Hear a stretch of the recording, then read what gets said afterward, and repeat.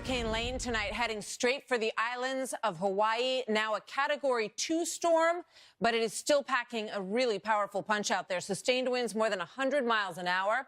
Torrential rain, leaving some neighborhoods under waist-deep water. Some tourists and their pets had to be rescued from flooded vacation homes.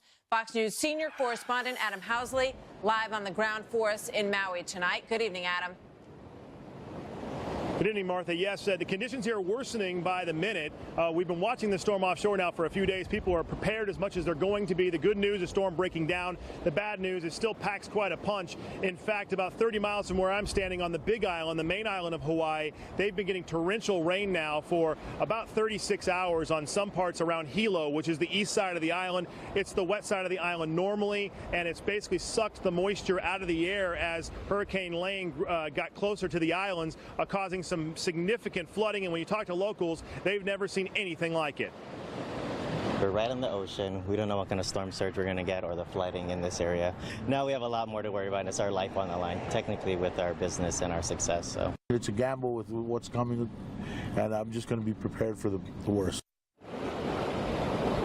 Meantime, on Oahu, which is where Honolulu is located in Pearl Harbor, they tested the sirens yesterday in case of a flash flood or a mudslide. Again, waiting for this supposed massive rainstorm to hit us. It is breaking down some, but there's still fears of significant rain to hit the islands.